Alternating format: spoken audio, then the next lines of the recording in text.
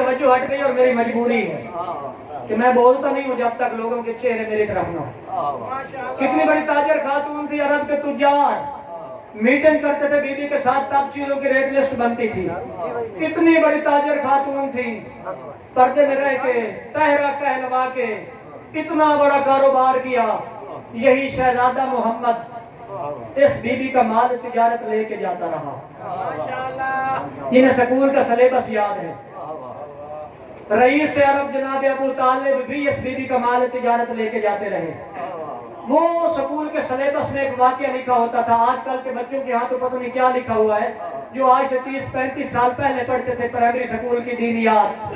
اس دینیات میں ہوتا تھا کہ جناب ابو طالب اس بی بی خدیجہ کا مال تجارت لے کے شام کی طرف جا رہے تھے، اور یہ شہزادہ محمد ابھی بچہ تھا، یہ اپنے چچا کے ساتھ مال تجارت لے کے جا رہا تھا۔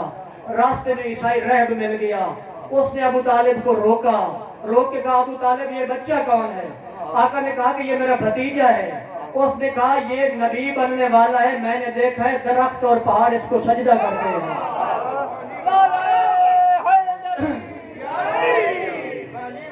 سلیبس یاد آ گیا جو اس زمانے کے بڑے ہوئے لوگ بیٹھے ہیں کہ میں نے دیکھا ہے درخت اور پہاڑ اس بچے کو سجدہ کرتے ہیں، کہ اس کو واپس گھر لے جا۔ یعنی اتنی بڑی تاجر تھی کہ یہ عرب کے رئیس بھی اس بیوی کا مال تجارت لے کے جاتے تھے۔ اتنی بڑی تاجر تھی۔ جوانوں سے میری بات نہیں ہے، بزرگوں سے بات ہے۔ بھائی آپ ہاتھ کھولے، نیند آ رہی ہے، آپ نہ جوانوں میں نہ بزرگوں میں، آپ میری طرح ادھیڑ مارے، ہاتھ کھولے۔ ہاں نہ جوان رہے اور نہ بھی بوڑھے ہوئے، اس لیے نیند سکا رہی ہے۔ بوڑھے بڑے تکڑے بیٹھے ہیں، اللہ کے سارے فٹ بیٹھے، الحمدللہ ان کو نیند آ رہی ہے، میرا کلاس پہلو معلوم ہوتا ہے۔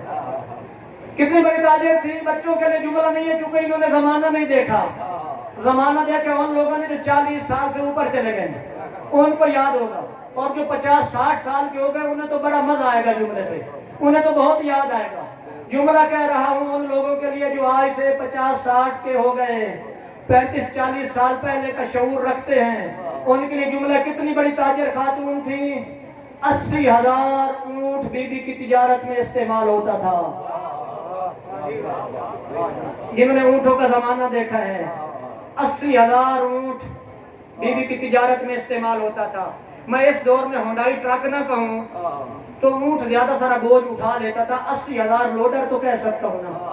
یہ جو بڑے لوڈر ہیں نا، جتنا بوجھ یہ اٹھا لیتے ہیں، اونٹ اتنا بوجھ اٹھا لیتا تھا۔ اس زمانے میں 80,000 اونٹ پہ تجارت ہوتی تھی ملکۃ العرب کی۔ شیعہ سنی بھائی، جب 80,000 اونٹ سمجھ میں آ جائے، یہاں کسی کی اللہ خیر کرے، مولا صاحب کو زیادہ دے، کسی کے 100 جانور کے قریب ہو جائے نا، باندھنے کے لیے جگہ ختم ہو جاتی ہے۔ 100 جانور کتنے بنی ہے؟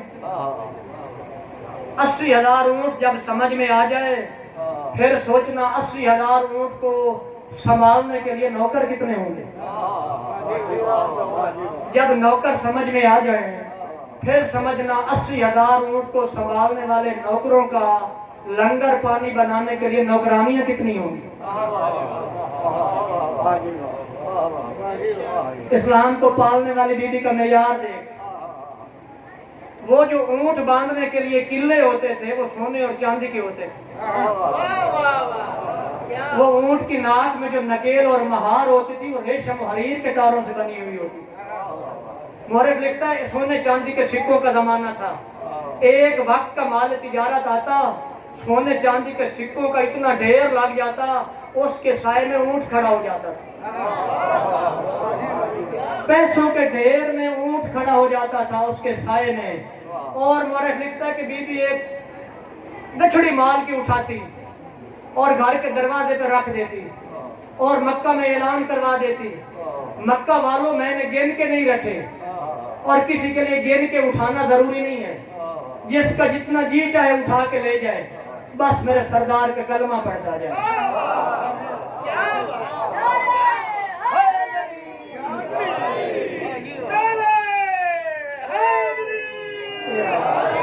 پچھلے محلے والے جاگ رہے ہیں، کلمہ پڑھنے والے ممنون ہیں جناب خدیجہ کے۔ جتنا جی چاہے میں نے گن کے نہیں رکھے، گن کے اٹھانے ضروری نہیں ہے، जितना जिसका जी चाहे उठा के ले जाए। काम क्या करना है, मेरे सरदार का कलमा पढ़ना है। असर का वक्त होता, वो डेर खत्म हो जाता, पैगंबर घर में तशरीफ ले आते, मशकूर निगाहों के साथ खदीजा की तरफ देखते। खदीजा एक ही दिन में मेरे कलमे की खातिर इतना मालो दौलत लुटा दिया। और बीबी ममनून निगाहों के साथ पैगंबर के कदमों की जियारत करती और अर्ज करती, रसूल खुदा हबीब किबरिया, सुबह उठते ही आपके नूरानी चेहरे की जो जियारत की थी उसका सदका उतार दिया है। ये तो मैंने उसका सदका दिया है। यूं पालते रहे इस्लाम को, इस्लाम का खर्च हुआ जिसका अजर मांगा रसूल ने। ऐसे नहीं आ गया कलमा, ऐसे नहीं आ गई नमाज, ऐसे नहीं आ गई आज़ान व इकामत, ऐसे नहीं बच गया पर्दा। खर्च हुआ, घर आया आका, चेहरे पे परेशानी के आसार थे। बीबी ने देखा मेरे आका, मेरे सरदार के चेहरे पे परेशानी है। कहा मेरे सरदार परेशान क्यों हैं? कहा खदीजा परेशान इसलिए हो कि ये अरब का जो लेबर तबका है, ये जो मजदूर तबका है, ये जो किसी का रियाया बैठा है, ये जो किसी की दुकान पे काम करता है, ये जो किसी का सिक्योरिटी गार्ड है, ये जो किसी का गेट कीपर है, ये सारा मजदूर तबका परेशान इसलिए है कि इन सब के सरदार मुशरिक हैं। अगर ये मेरा कलमा पढ़ेंगे तो इन्हें अपनी नौकरी से निकाल देंगे। वो अपने रकबे से उठा देगा, तो मेरा मकान छोड़, वो दुकान छोड़, वो कारोबार छोड़, तू ड्राइविंग सीट छोड़, तू गेट कीपरी छोड़। ये लेबर मजदूर तबका परेशान है कि सरदार मुशरिक और काफिर हैं, वो निकाल देंगे। इसलिए परेशान हूँ कि ये गरीब परेशान है। गरीब की परेशानी के साथ तो मैं परेशान हो जाता हूँ। कहा मेरा सरदार परेशान ना हो। पूरे मक्का में कोई एक घर भी ऐसा नहीं है जो खदीजा का मकरूज ना हो। जाके ऐलान करवा दे, जो जो तेरा कलमा पढ़ता जाएगा खदीजा का कर्जा उसे माफ है। उसने इस्लाम पहचान, पैगंबर का खर्च कितना हुआ है इस कलमा पढ़ाने पे। कमाल है, कमाल। ये इस्लाम को पाल रही थी बीबी। भाई बाद में शिया सुन्नी भाई नाराज ना होना, पौधे को पालना मुश्किल होता है, शजर की शजरकारी करना मुश्किल होता है, परवान चढ़ाना मुश्किल होता है, बाद में तो फल लग जाते हैं। फल खाने के लिए तो कोई भी आ जाता है, पौधा पालना मुश्किल होता है। और इस्लाम का पौधा जिस बीबी ने पाला उसका नाम खदीजतुल कुबरा है। इस्लाम का एक बैतुल माल था। मुझे टाइम का लिहाज जरूर होता है, लेकिन मैं क्या करूं, आपके जज्बात मुझे रुकने नहीं देते। थोड़े से दिन है ना, मादूर से दिन है, चंद दिनों की बात है, और आपका जो जज्बात खुदा शायद है, खुशामद नहीं कर रहा। आपको पता मैं मजमे से बड़ा बेनियाज सा बंदा हूँ। मुझे मजमे की दाद की कभी परवाह ही नहीं, मुझे वाह वाह अच्छी लगती नहीं है। मैं सिर्फ दुआ लेता हूँ, बस दुआ जो घर में बैठ के आप दे देते हैं। लेकिन आपके जो चेहरे के होते हैं ना, खुशी और रूहानियत होती है ना, वो मजबूर करती है कि मैं अपना मौजू मुकम्मल कर दूं। कितना खर्च हो रहा था, इस्लाम के पौधे को पाल रही थी। हर हुकूमत में एक बैतुल माल होता है, पाकिस्तान में भी बैतुल माल है, उससे बेनजीर इनकम सपोर्ट के पैसे भी मिलते हैं। इमरान खान बाकी भी सपोर्ट बेवगान को करता है, यतीमों को करता है, हर हुकूमत करती है। हर मुल्क में बैतुल माल होता है। इस्लाम का भी बैतुल माल था। ये यूनियन लेवल पे भी शायद बैतुल माल हर यूनियन का भी होता है। जो सियासी बैठा होगा उसको पता होगा, बैतुल माल हर तहसील पे होता है, यूनियन पे होता है, डिस्ट्रिक्ट लेवल पे होता है, हुकूमत का होता है। वहां से गुरबा को, बेवगान को, यतीमों को वजीफे मिलते हैं। इस्लाम का भी बैतुल माल कायम हुआ, वहां से वजीफे मिलते थे, सबको मिलते थे, सब गरीबों को मिलते थे, मुस्तहिकीन को मिलते थे, अज़वाज पैगंबर को भी मिलते थे। उम्महातुल मोमिनीन भी बैतुल माल से वजीफा लेती थी। भाई अहले सुन्नत भाई ये न कहना कि उम्महातुल मोमिनीन का कह दिया, मौला अली का भाई जनाब अकील भी वजीफा लेता था। जनाब अकील भी वजीफा लेते थे, मौला अमीर के सगे भाई थे। और तारीख ने बड़ा वाकया लिखा, जनाब अली की हुकूमत जिस दौर में थी, खिलाफत मौला अली के पास थी, जनाब अकील ने अपने भाई की दावत की, अली मौला की दावत की। जनाब अकील ने आदल देखना अपने आदिल इमाम का, अकील भाई ने मौला की दावत की, अली मौला खाना खाने तशरीफ ले गए भाई के घर दावत पे। अली मौला ने जब खाना खा लिया, जनाब अकील करीब आके बैठे, अली भाई मुझे बैतुल माल से जो वजीफा मिलता है वो मेरे लिए थोड़ा है, मेरे अहल अयाल ज्यादा है, रिक्वेस्ट ये करनी थी कि मेरा वजीफा बढ़ा दे। अली मौला मुस्कुराए, कहा अकील ये मेरी रोटी कैसे बनाई, तेरे घर का तो खर्चा पूरा नहीं होता, یہ میری دعوت کا اہتمام کیسے کیا؟ کہا یا علی 4 دن روٹی کا سائز چھوٹا کیا، روٹی کا پیڑا چھوٹا کیا 4 دن تک. 10-20 گرام کی روٹی تھی تو اس کو 15 گرام کا پکایا، روٹی کا سائز چھوٹا کیا. اور پھر تیسرے چوتھے دن ایک روٹی کا آٹا بن گیا، اس سے آپ کے لیے ایک روٹی بنائی، ساتھ کوئی نمک یا کھجور یا دودھ کا پیالہ رکھ دیا ہوگا. تو یہ آپ کی دعوت یوں بن گئی، ورنہ میرا خرچہ پورا نہیں ہوتا. میرے مولا نے، عادل مولا نے اپنے بھائی کی طرف دیکھا، کہا میں اس نتیجے پہ پہنچا ہوں کہ اگر 3-4 دن تیرے گھر میں بچت کی جائے تو چوتھے دن کوئی مسکین کھانا کھا سکتا ہے. نوجوان بھائی، ہم کے ساتھ امام کے ماننے والے، اگر تیرے گھر میں قناعت شعاری سے کام لیا جائے، تھوڑی بچت کی جائے تو چوتھے دن کوئی مسکین ایک روٹی کھا سکتا ہے. علی عادل امام سے باہر یہ واقعہ آگے بھی ہے، میں چھوڑ دے تو میرا موضوع نہیں. وظیفے لیتے تھے، سارے سب کو ملتا تھا، بنی ہاشم کو ملتا تھا، امہات المومنین کو بھی ملتا تھا. بعد وفات رسول خلیفوں کے زمانے میں حضرت ابوبکر صدیق کی خلافت میں بھی امہات المومنین کو وظیفہ ملتا رہا، حضرت عمر فاروق کی خلافت میں بھی ملتا رہا، حضرت عثمان کی خلافت میں بھی ملا، حضرت علی بھی اپنی خلافت کے زمانے میں امہات المومنین کو دیتے تھے وظیفہ. لیکن انصاف کرنا، گھر میں بیٹھ کے بیت المال سے وظیفہ لینے والی امہات المومنین اور تھیں. اسلام کو بیت المال دینے والی بی بی کا نام خدیجہ ہے، جس نے اسلام کو بیت المال بنا کے دیا، جس کی دولت پہ اسلام کا بیت المال قائم ہوا، اس بی بی کا نام خدیجہ ہے. اتنی بڑی مالدار خاتون تھی، اسلام کو بیت المال دیا. اور شیعہ سنی بھائی، ہم اگر فخر کریں نا جناب خدیجہ پہ، کوئی بڑی بات نہیں ہے. خدیجہ وہ ہستی ہے جس پہ امام معصوم فخر کرتے ہیں، خود پیغمبر خدا کو فخر رہا. اور کبھی گھر میں بیٹھ کے سوچنا، کسی بی بی کا دیکھنا، کسی بی بی کا کمال 3 نسلوں میں مسلسل چلا ہو، کوئی نہیں نظر آئے گا. بڑی با کمال عورتیں گزری ہیں تاریخ میں، بڑی با کمال مستورات گزری ہیں، بڑا تذکرہ ہے جناب ہوا کا، لیکن دکھا ہوا کی کسی بیٹی کا ذکر نہیں ہے. بڑا تذکرہ ہے جناب آسیہ زن فرعون کا، لیکن دکھا جناب آسیہ کی کسی بیٹی کا تذکرہ نہیں ہے. بڑا نام ہے جناب مریم بطول کا، لیکن دکھا جناب مریم کی کسی بیٹی کا تذکرہ نہیں ہے. خدا شہد ہے، 3 نسلوں میں مسلسل کمال چلتا رہا. خدیجۃ الکبریٰ کی اپنی پہچان ہے، جناب فاطمہ زہرا کی اپنی شان ہے، زینب کبریٰ کا اپنا تعارف ہے. 3 نسلوں میں مسلسل کمال چلا. نانی ہے تو لے کے احترام، ماں ہے تو لے کے صد احترام، خود بیٹی ہے ثانی زہرا تو لے کے صد احترام. 3 نسلوں میں، بلکہ میں کہوں جناب سیدہ تیرے مقدر پہ رشک آتا ہے، جناب زہرا تیرے بخت کے کیا کہنے.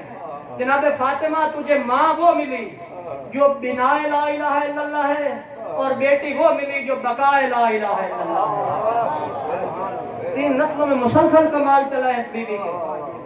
ماں لا الہ الا اللہ کی بنیاد رکھ رہی تھی، پودے کو پال رہی تھی، اور آگے آنے والی بیٹی قیامت تک کے لیے دین کے بقا کی ضمانت بن گئی. اس ہستی کا نام خدیجہ ہے. ہم فخر کریں نا شیعہ سنی بھائی، کوئی فخر نہیں ہے. حسین جیسا امام فخر کرتے رہے جناب خدیجۃ الکبریٰ پہ. عاشور کے دن جو آخری خطبہ پڑھا ہے نا حسین مولا نے، اونٹنی پہ سوار ہو کے نانا کی امت کے سامنے گئے ہیں. اس خطبے میں میرے مولا نے سر پہ قرآن رکھا ہوا تھا، اور گھوڑے پہ نہیں گئے، اونٹ پہ گئے ہیں، کیونکہ گھوڑا جنگ کی علامت ہوتی ہے اور اونٹ صلح کی علامت ہوتی ہے. میرے مولا آخری وقت تھا، آخر ایک رہ گئے تھے، باقی سارے جوان شہید ہو گئے تھے. آپ جو خطبہ دے رہے تھے نا، اس میں بھی حسین دنیا کو پیغام دے رہے تھے کہ میں اب بھی نانا کی امت میں امن چاہتا ہوں.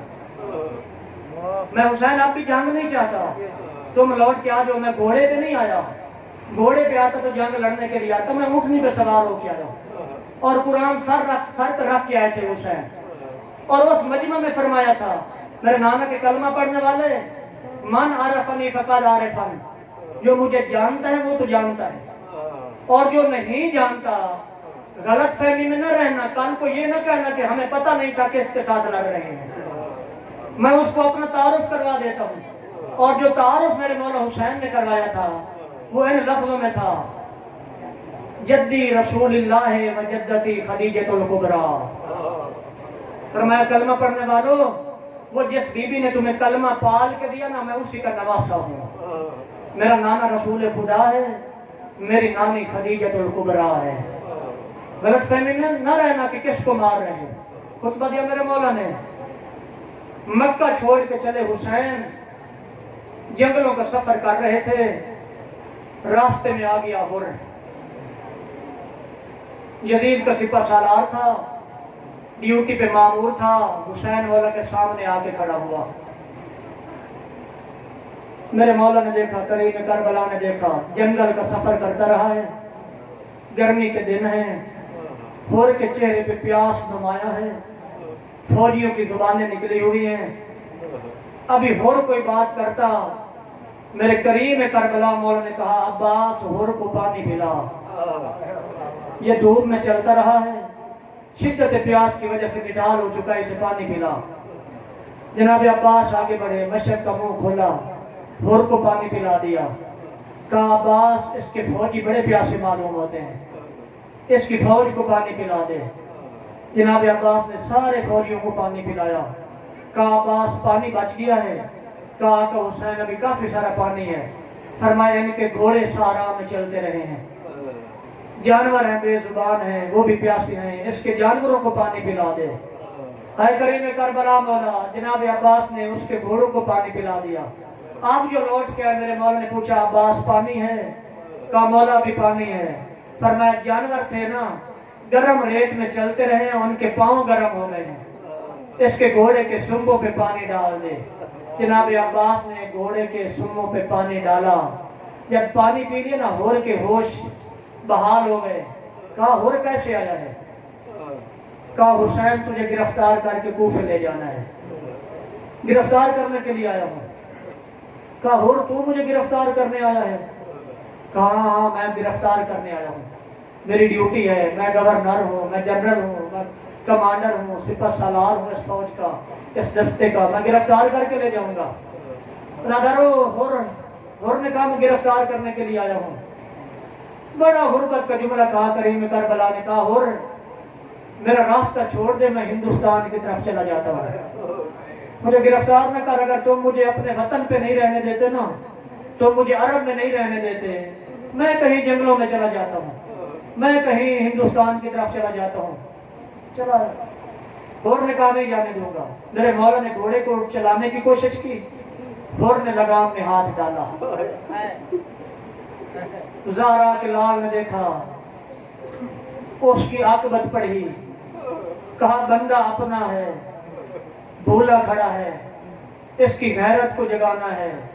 اور تو اس فوج کا تو سپاہی نہیں ہے، تو میری فوج کا سپاہی ہے، مگر ابھی تو غلط فہمی میں کھڑا ہے، ابھی تو جانتا ہی نہیں کہ تو کیا کر رہا ہے۔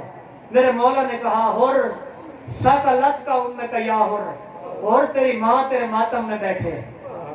عرب کی دنیا میں حسین کسی کو گالی نہیں دیتا، لیکن عرب کی دنیا میں یہ بڑا تانا تھا، لیکن یہ اشارہ تھا کہ فطرت انسانی ہے، اگر میں اس کی ماں کا نام لوں گا نا تو اس کا ذہن میری ماں کی طرف چلا جائے گا، ہو سکتا ہے اس کی آنکھیں کھول جائیں۔ بھائی فطرت ہے نا، میں کسی کی بہن کا نام لوں تو وہ میری بہن کا نام لیتا ہے، میں کسی کی ماں کا نام لوں تو وہ میری ماں کا نام لیتا ہے۔ میرے مولا نے فطرت کا تقاضا آزمایا، کہا ہور تیری ماں تیرا ماتم کرے۔ جب میرے مولا نے کہا ہور تیری ماں، ہور کی آنکھوں سے آنسو جاری ہو گئے۔ کہا حسین مولا، عرب کا کوئی بندہ مجھے یہ جملہ کہتا میں اس کو یہی جواب دیتا، لیکن حسین تیری ماں تو لے کے سلوات ہے، تو زہرا کا بیٹا ہے، تو بطول کا بیٹا ہے، میں بغیر وضو کے تیری ماں کا نام لوں کیسے؟ جتنے شیعہ سنی بھائی آئے ہیں، علامہ اختر عباس نقفی مرحوم یہ جملہ پڑھا کرتے تھے، وہ کہتے تھے ہور کوفے سے چلا تھا جہنمی تھا، ہور مولا کے پاس کھڑا ہو کے پانی پیتا رہا جہنمی تھا، ہور نے مولا کے گھوڑے کی باگ پکڑی جہنمی تھا، لیکن جب ہور نے حسین کی ماں کا احترام کیا ہے نا، ہور کی تقدیر بدل گئی ہے۔ خالق نے دیکھا ہے میری قدیر زہرا کا اتنا احترام کرتا ہے، جہنم کیوں چلا جائے؟ اس کو جہنم نہیں جانا چاہیے۔ مالک نے ہور کی تقدیر بدل دی، کہا حسین کائنات کا کوئی بندہ مجھے یہ کہتا، آخر میں فوج کا سپہ سالار کھڑا ہوں، میرے پاس لڑنے کے لیے سپاہی ہے، میں یہی جواب دیتا، لیکن میں کیا کروں، تیری ماں تو فاطمہ زہرا ہے۔ بس میرے مولا نے کہا ہور میں تجھے یہی سمجھانا چاہتا تھا، अज़ादारों यहाँ पे हुर से मुलाकात हो गई, हुर लेके करबला में आ गया। मेरे करीब करबला में जब करबला की जमीन से गुजर हुआ ना, घोड़े के पांव में ठोकर लगी। जिस घोड़े पे हुसैन सवार थे, मेरे मौला ने वहीं पे कारवां को रोक दिया। कहा यहाँ करीब जो आबादी है ना उनको बुलाया जाए। करीब कबीला था बनी असद, उसके बुजुर्गों को बुलाया गया। कहा इस जमीन का नाम क्या है? ये जिस जमीन पे मैं आके खड़ा हूँ, जहाँ रुक गया हूँ, इस जमीन का नाम क्या है? किसी ने कहा नैनवा कहते हैं, किसी ने कहा शत्तुल फुरात कहते हैं, किसी ने कहा गाजरिया कहते हैं। एक बुजुर्ग आगे बढ़ा, उसने कहा हुसैन इसे करबो बला कहते हैं। ये दुखों की जमीन है, ये मुसीबतों की जमीन है, ये शहादतों की जमीन है। कहा अपने लश्कर से कहा अब्बास मामलों से पर्दादारों को उतार दे, यहाँ खैमे लगा दे, यही वो जगह है जहाँ पे मैंने अपना वादा निभाना है। यहाँ पे बैठ गए हुसैन। पूछा ये जमीन का मालिक कौन है? कहा बनी असद के लोग हैं। कहा उनको बुलाओ, हुसैन ये जमीन खरीदना चाहता है। बनी असद के लोग आ गए। जब उन्हें पता चला ना ये रसूल का बेटा है, कहा हुसैन मौला ऐसे ही ले लो, हम इसकी कीमत नहीं लेना चाहते। फरमाया नहीं, मैं बगैर कीमत के नहीं लूंगा, मैंने अपनी जागीर आबाद करनी है, हुसैन ने अपनी मलकियत बनानी है। 30,000 दिरहम में सौदा तय हुआ, 30,000 दिरहम में मुआमला तय हुआ। 30,000 दिरहम दीनार था, हुसैन करीम ने 60,000 दीनार दिया। तो बनी असद के लोगों डबल कीमत अदा करता हूँ, लेकिन ये जमीन डबल कीमत देने के बाद जमीन भी वापस ले लो। मेरे 3 मतालबात हैं, मेरी 3 शर्तें हैं, बस वो पूरी कर देना। बनी असद के लोगों ने कहा हुसैन मौला डबल कीमत अदा करने के बाद फिर वापस करते हैं, फिर कौन सी 3 शर्त हैं जो आप कहना चाहते हैं? मेरे मौला ने पहली शर्त जो बताई, फरमाया बनी असद के लोगों मैं यहाँ उजड़ने के लिए आया हूँ, मैं यहाँ पे उजड़ जाऊंगा 10 मुहर्रम के दिन। मेरे जवान मारे जाएंगे, मेरे मेहमान मारे जाएंगे, मेरे नादान मारे जाएंगे। आपसे मांगता यही हूँ, इस सारी जमीन को वापस करके जब आशूर के दिन मेरे नाना का कलमा पढ़ने वाले हमें मार के चले जाए, हमें आके दफन कर देना। अदालत एक शर्त बताने के बाद मेरे मौला ने दूसरी शर्त बताई। कहा सुनना, जब दुनिया के किसी हिस्सा से मेरा कोई जवार आ जाए 3 दिन उसे अपना मेहमान ठहरा लेना। वो मेरी मोहब्बत में अपना घर छोड़ के आ जाएगा, उसको संभाल लेना। और तीसरी शर्त, वो मेरे आने वाले सवार को आके बताना ये तेरे गरीब मौला की कब्र है, ताकि वो भूला भटका न रहे, उसको सीधा मेरी कब्र पे आके निशानदेही करना, यहाँ दफन है तेरा मजलूम आका। अदादारों ये वसीयत करने के बाद कहा बनी असद के लोगों तुम वापस चले जाओ, अपनी औरतों को मेरे पास भेजो। मैं कायनात का इमाम हूं ना, मैं औरतों का भी इमाम हूँ। अदादारों बनी असद की औरतें आके बैठ गई अपने वक्त के इमाम के सामने। रोक कहा बनी असद की औरतों हो सकता है तुम्हारे मर्दों की कोई मजबूरी बन जाए, हो सकता है फौज के डर से हमें दफन न करे, तुम पानी भरने के बहाने गड़े उठा के दरिया पे आ जाना, दरिया के किनारे हमारे लाशें पड़े होंगे, हमारी लाशों पे मिट्टी डाल देना। अदादारों जब बच्चों को वसीयत कर ली, कहा मस्तूरात बीबियों तुम वापस चली जाओ, अपने छोटे छोटे बच्चों को मेरे पास भेजो। अदादारों बच्चे आ गए। कहा हुसैन मौला हुक्म करें। कहा बच्चों देख रहे हो ना, मेरे काफले में भी तुम्हारी तरह छोटे छोटे बच्चे हैं, इसमें 7 साल के बच्चे भी हैं, इसमें 9 साल के बच्चे भी हैं, इसमें 13 साल के बच्चे भी हैं, और देखो मेरा 6 महीने का असगर भी है। तुम्हारे साथी हैं, तुम्हारी तरह खेलने की उम्र है इनकी। अगर तुम्हारे बाप फौज की डर से ना आए और तुम्हारी माएँ भी हमें दफन करने ना आए, बच्चों में तुम्हारा भी इमाम हूँ, मैं हाथ बांध के गुजारिश करता हूँ तुम खेलने के बहाने मैदान में आ जाना, आके मिट्टी की मुट्ठियां मार के हमारी लाशों पे डालते जाना, तुम्हारा खेल बन जाएगा, बतूल का बेटा दफन हो जाएगा। करबला में बैठ के हुसैन वसीयतें करते रहे। अदादारों लेके आया था ना हुर, अब करबला में हुसैन आ गए 2 मुहर्रम से, अपने खैमे डाल लिए, जमीन खरीद ली, वसीयतें कर ली। 10 मुहर्रम की रात आ गई। अली बिन हुर का बेटा था, नाम अली था। ये दरिया के किनारे आया घोड़े को पानी पिलाने। ساتھ ہی تو خیمے تھے سادات کے، اس کے کانوں پہ سادات کے بچوں کے رونے کی آوازیں آئی ہیں۔ کوئی بچہ کہتا ہے ماما مجھے پیاس لگی ہے، کوئی بچہ کہتا ہے چچا مجھے پیاس لگی ہے، کوئی بچہ کہتا ہے ماں مجھے پیاس لگی ہے۔ یہ کانوں پہ آواز آئی نا، روتا ہوا وہاں آیا جہاں جناب حر بیٹھے تھے۔ کہا بابا ایک دفعہ میرے ساتھ دریا پہ تو آ، گھوڑے کو پانی نہیں پلانا۔ حر کہتا میں تو ابھی پلا کے آیا ہوں۔ کہا بابا ایک دفعہ میرے ساتھ دریا کے کنارے تک آ۔ باپ نے بیٹے کی مصلحت سمجھی، گھوڑے کو چھوڑا، گھوڑے کو پانی پلانے کے بہانے حر دریا کے کنارے آیا۔ جب دریا کے کنارے بیٹے نے بابا کو کھڑا کر لیا نا، کہا بابا ذرا انصاف سے بتا یہ کس کے خیمے ہیں؟ اس نے کہا یہ حسین کے خیمے ہیں۔ کہا بابا جانتا نا حسین کے خیمے ہیں، اب کان لگا کے سونے میں خیموں میں آوازیں کیا آ رہی ہیں؟ جب حر نے کان لگا کے سنا نا، چھوٹے چھوٹے بچے پانی مانگ رہے تھے، 3 دن کی پیاس سے نڈال ہو چکے تھے۔ کہا یہ بچے تو پانی مانگ رہے ہیں۔ کہا بابا حر یاد کر جنگل میں اس کریم نے تجھے پانی پلایا تھا، جہاں تو پیاس سے مر رہا تھا اس نے تیرے فوجیوں کو بھی پانی پلایا تھا، اس نے تیرے گھوڑوں کو بھی پانی پلایا تھا، اس نے تیرے گھوڑے کے قدموں پہ بھی پانی ڈالا تھا۔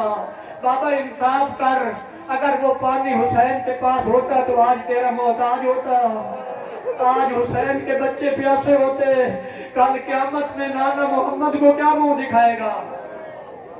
حر کے ذہن پہ اثر ہو گیا، حر کے ذہن پہ اثر کر گئی بیٹے کی باتیں۔ حر خیمے میں آیا، عمر ابن سعد سے کہا کیا واقعی کل جنگ ہوگی؟ اس نے کہا جنگ ہوگی۔ کہا تو جنگ لڑ لینا، میں تو جا رہا ہوں حسین کے پاس۔ حر چونکہ مجرم تھا نا، یہ قافلے کو روک کے لے کے آیا تھا کربلا کی طرف۔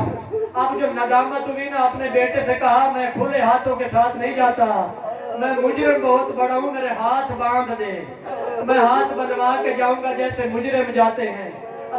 ہاتھ بندھوا کے حر چلا۔ آتا ہوا کریم کربلا نے دیکھا، اپنے بیٹے جوان علی اکبر کو بلایا، کہا میرا علی اکبر بیٹا تیرا چچا حر آ رہا ہے، جا کے استقبال کر، عباس جا کے میرے مہمان کا استقبال کر۔ جوانان بنی ہاشم گئے، استقبال کر کے لے آئے، سر جھکا ہوا ہے، سامنے کھڑا ہے حر، سامنے جنت کا وارث ہے، حر کا سر جھکا ہوا ہے۔ مولا میں معافی مانگتا ہوں، مولا مجھ سے غلطی ہو گئی، میں جنگلوں میں گھیر کے لے آیا صحرا میں دریا کے کنارے، مولا معافی مل سکتی ہے، تو عالمین کی رحمت کا نواسا ہے۔ کہا حر جا میں نے تجھے معاف کیا، حر بھائی تو آ گیا میں نے تجھے معاف کیا۔ جب حسین سے معافی ملی نا، حر نے کہا حسین مولا ناراض نہ ہونا، ایک جسارت کرنے لگا ہوں۔ کہا حر بتا، کہا مولا جب میں نے تیرا گھوڑا جنگل میں روکا تھا، میں نے دیکھا تھا محفلوں میں تیرے پردہ دار رو رہے تھے، تیری بہنیں رو رہی تھی، تیری بیٹیاں رو رہی تھی، میں نے انہیں رلایا ہے، مولا اجازت دے تو میں رسول کی بیٹیوں سے معافی مانگ لوں۔ میرے مولا نے کہا حر جا رسول کی بیٹیوں سے معافی مانگ لے۔ حر خیمہ کے دروازے پہ آ کے کھڑا ہوا، رسول کی بیٹیوں میرا سلام ہو۔ آئی خیمہ کے دروازے کے اندر آئی علی کی بیٹی ثانیہ زہرا، کہا حر بھائی میں نے تجھے معاف کیا۔ معافی دینے کے بعد علی کی بیٹی نے ہاتھ باندھ لیے، کہا حر بھائی ہمیں معاف کرنا۔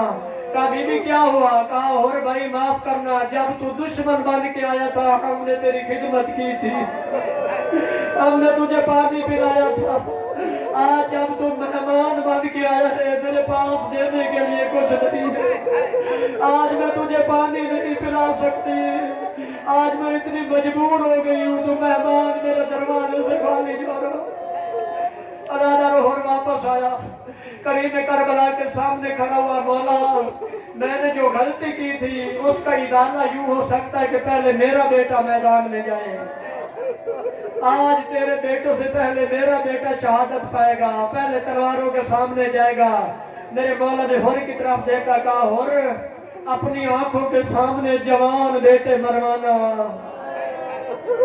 ہر کسی کے بس کی بات نہیں ہوتی، اور یہ حسین کا کام ہے جوانوں کی لاشیں اٹھانا، اور جوان بیٹے کی موت آنکھوں کے سامنے کا مولا تیرے دروازے پہ جو آ گیا ہوں، اب اگر یہ نہ ہوا تو میں زندہ نہیں رہ سکوں گا، میں قیامت تک شرمندہ رہوں گا۔ پہلے میرا بیٹا میدان میں جائے گا، ازادہ روحور کا بیٹا میدان میں گیا، جنگ لڑتا رہا، تلواریں کھا کے گر پڑا، لاش اٹھانے کے لیے میرے حسین نے گھوڑا دوڑایا، ساتھ ہور دوڑتا ہوا آیا۔ جب جوان بیٹے کی لاش پہ پہنچے، مظلوم کربلا نے ہور کے بیٹے کو اٹھانے کی کوشش کی، ہور سامنے آ گیا، کہا نہیں میرے مولا پہلے بڑا گناہگار ہوں، میں اپنے بیٹے کی لاش اٹھاؤں گا۔ کریم کربلا نے ہور کی طرف دیکھا، کہا ہور تو میرے نانا کی شریعت میں نہیں آیا ہے، تو مسئلے سے واقف نہیں ہے، میرے نانا کی شریعت میں کوئی باپ بیٹے کی لاش نہیں اٹھاتا، کوئی باپ جوان کا لاش نہیں اٹھاتا۔ منہ کرو کربلا کی طرف اور اپنے مولا کو پرسا دے کے کہو، مولا حسین یہ شریعت کا مسئلہ جو ابھی ہور کو بتا رہے تھے، یہ کتنا یاد آیا ہوگا جب علی اکبر کو اٹھا رہے تھے، جب 6 مہینے کے لال کو دفن کر رہے تھے۔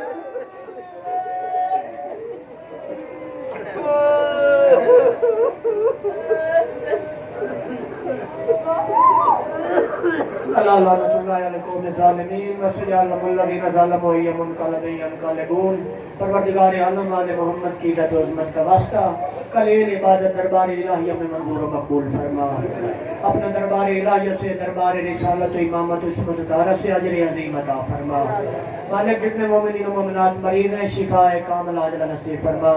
ماں آقا صاحب بیٹھے ہیں، بھائی شاہ صاحب کی والدہ مریض ہیں، اور جتنے بزرگ جوان بھائی مصور جن کے نام مالک مجھے آتے ہیں نہیں آتے، تیری ذات علیم و بذات صدور ہے، جتنے مومنین و مومنات مسلمین و مسلمات مریض ہیں، مالک سب کو شفاء کامل عاجلہ نصیب فرما۔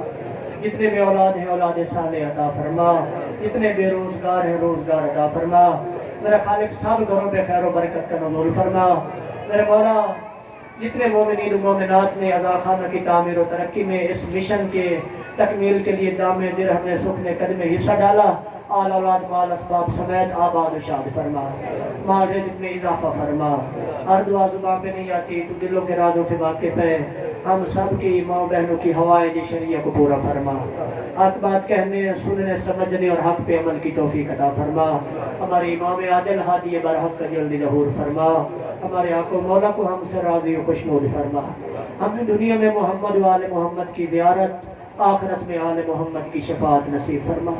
اللہم کل ولیک الحجت بن الحسن صلواتک علیہ وعلی آبائہ فی هذه الساعة وفی کل ساعة ولیا وحافظا وقائدا وناصرا ودلیلا وعینا حتی تسکنہ ارضک طوعا وتمتعہ فیہا طویلا برحمتک یا ارحم الراحمین۔ اللہم صلی علی محمد۔